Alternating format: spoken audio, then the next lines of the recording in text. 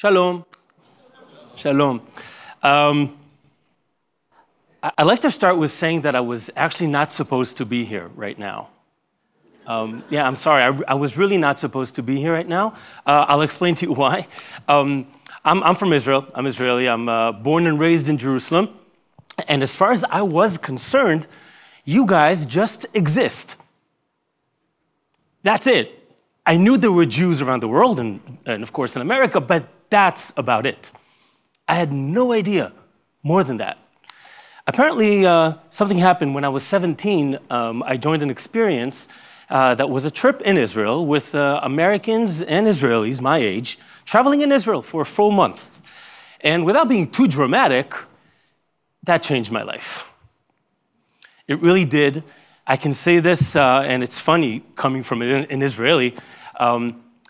Basically, for the first time in my life, I got connected to something I had no idea I had a connection to. I knew I had a connection to Israel. I didn't really understand what's the bigger picture. And by the way, I'm actually pretty embarrassed of myself because the word is not understand, it's feel. I remember one of the nights of that trip, we were in the hotel in Jerusalem, and one of my American friends, Zach, and I were sitting and we were talking, and we're 17, and I was telling him about my upcoming army service, and he was talking about the college, what do you call it? Applications, thank you, stupid Israeli. And for a fact, what happened was that me and Zach, just without even understanding what's going on, we just became friends. By the way, just 2 nights ago, I was in Chicago where Zach lives, and we met up. And we were sitting at this bar having a beer, and he was saying to me, Udi, isn't it amazing that 20 years after we're here? And I said to him, yeah, Zach, it's amazing that we're friends. And he said, no, Udi, we're not friends, we're family. As I said, that changed my life. When I was done with my army service, I basically started my musical career. I'm a drummer, guitarist, and musical producer. And as I was doing that, I also started leading these Israel trips. Americans and Israelis traveling together, and it made me feel so proud that I'm a part of this amazing world.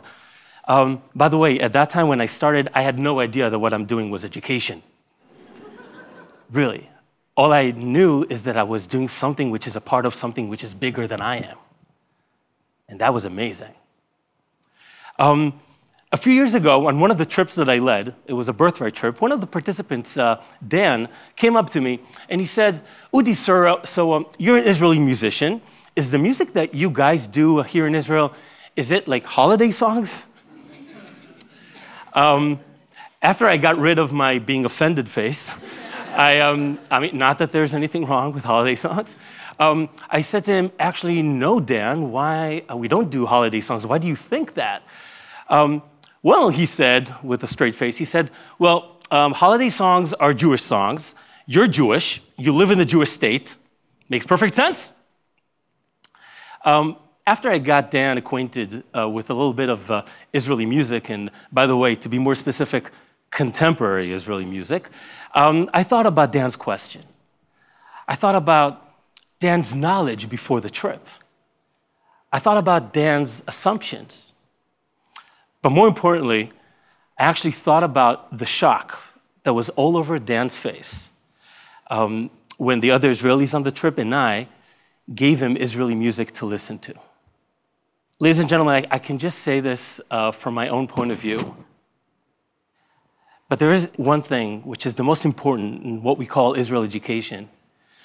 The most important thing for me would be contemporary Israel. Israel now.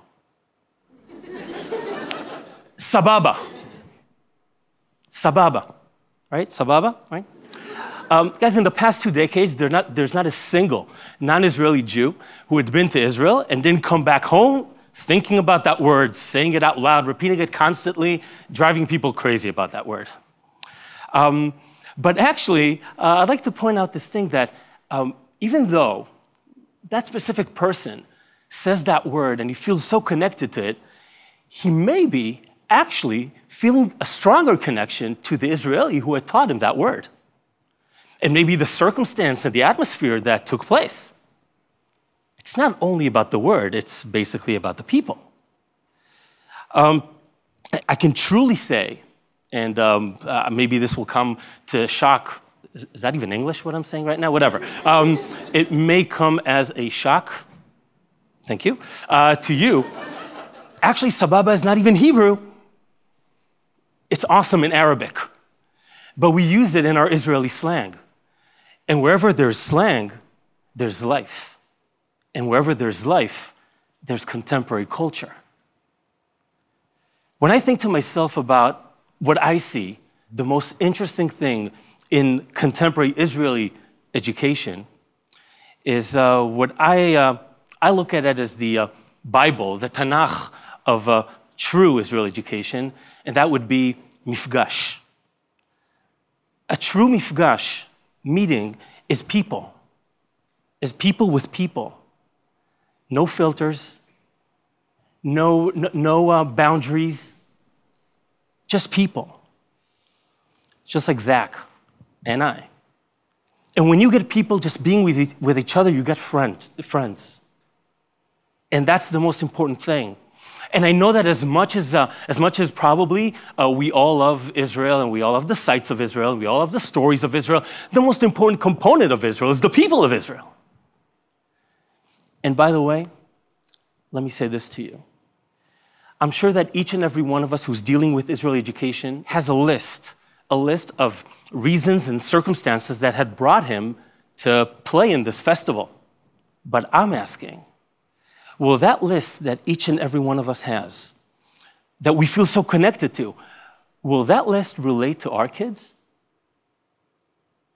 Should it relate to our kids?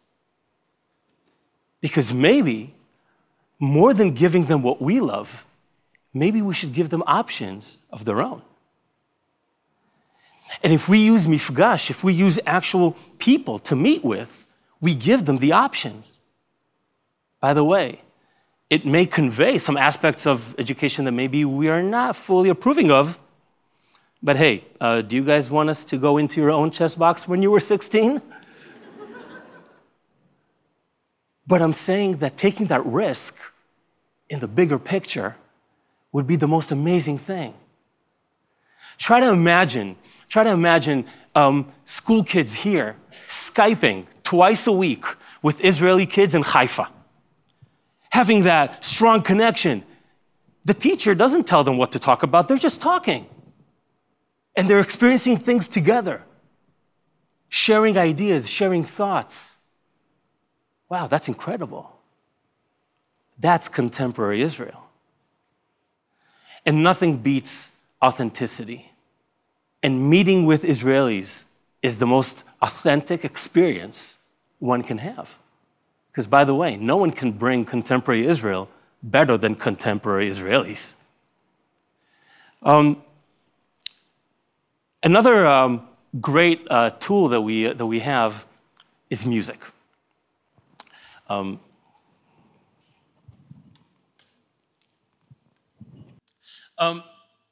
Actually, I'd like to try something with you guys, okay? With everyone here in the room. I'd like to teach you this musical phrase that I need you to repeat it nonstop, okay? All the time. You can actually take a deep breath because there's a lot of air needed for this one, okay? But a lot of energy, okay? You can move yourselves on the chairs for a little bit, okay? It goes like this. I'm gonna do it first, okay? It goes like this. Doom doom chaka taka doom doom chaka taka doom doom chaka taka doom ga doom doom doom chaka taka doom chaka taka doom chaka taka doom ga doom chaka taka doom chaka taka doom. Don't stop. Doom doom chaka taka. Okay, louder. Chaka taka doom. Don't stop. Don't stop. Oi oi oi oi oi. Oi oi oi oi oi. Don't stop.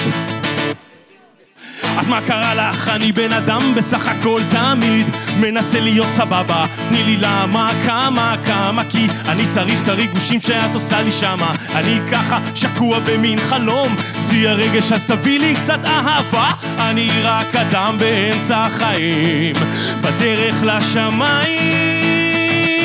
Don't stop. מאמי, את רכה שלי, מתוקה שלי, אני נוגע בגן עדן. מאמי, את רכה שלי, מתוקה שלי, אני נוגע בגן עדן. דום דום צ'קה טקה דום, צ'קה טקה דום דום, צ'קה טקה דום גדום גדום דום דום, צ'קה טקה דום דום, צ'קה טקה דום דום, צ'קה טקה דום, and die.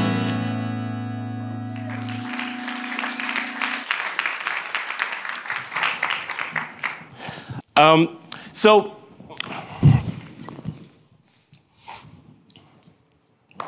is that going to be edited out? I mean, it's a legit question, isn't it? Thank you so much for this. So guys, you see, everybody loves music. Everybody relates to music, and you know what? Music is a mifgash of its own. Right? This is what we had here just now. Maybe some of you haven't heard this song ever in your life. Maybe some of you got a word here and there. But it's all about this feeling. And try to imagine, what if teachers bring contemporary Israeli music to their classes? What if on that Skype talk that we had, the conference Skype call that we talked about before, what if they actually bring Israeli music and talk about it? So kids here will know what Israeli kids are listening to at the same time there. Where's West? East? Sorry, whatever. There. Because that's authentic. And with all due respect to holiday songs, which are great, parallel to that, there's a whole culture of Israel. And your kids are going to be amazed with how much music there's going on in Israel. Whether it's rock and roll, hip hop, pop, jazz, heavy metal. All in Hebrew. Try to imagine if you bring a contemporary song, put it in the classroom, even if the kids don't understand a word, just ask them what they feel. They may like it, they may not like it, but they're going to feel something about it. And it's all about that. I have to say that I am getting emotional towards the end of our talk because it reminds me, it was only 2 days ago. They invited me to play for kids at a Sunday school. And I was sitting there in front of the kids. No one knew who I was. They didn't know my music. I had no idea who they were. But there was something super exciting over there. It was authentic because this had no middle people in it. It was this. And I can't even explain to you the excitement that the kids had, even if they didn't understand the words, but for them, it was real. By the way, it was that real that at the end of my performance, one of the kids, a girl, came up to me and she said, "Thank you." And then she said, "How do you say selfie in Hebrew?" Which made me totally think that when you get a mifgash of people and a mifgash of music, you definitely get a mifgash of language. And that language could be either sounds or words, but you get people to feel. You get these kids, not even if they understand the words, they feel them. Personally, 2 days ago at that Sunday school, what was really exciting for me is actually looking at the teacher of the class, because she was sitting at the side and she just let this happen. She did not interfere. And you know what? That teacher also did not know who I was. She took that risk. Ladies and gentlemen,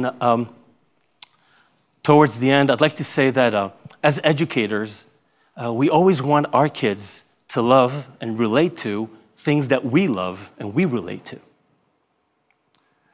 But that's not enough. We need to open gates for them. We need to give them options to discover on their own. That is real education. Contemporary Israel is a living animal. It's alive. It's changing. Actually, it changes from not only from one decade to the next one, it changes every day. We live in a crazy country. I urge all of us to take part in this change. Let's flow with that change. Let's be one with that change. Let's be the change. Toda rabba. Thank you. Good luck.